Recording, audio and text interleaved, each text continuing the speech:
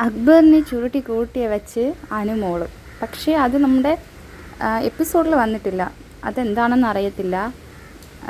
മിക്കവാറും അക്ബറിനെ പ്രൊട്ടക്റ്റ് ചെയ്യുന്നതായിരിക്കാം. പക്ഷേ ഇവിടെ അനുമോള് വില്ലത്തിയായിട്ട് നിന്ന് പോരാടുക തന്നെ.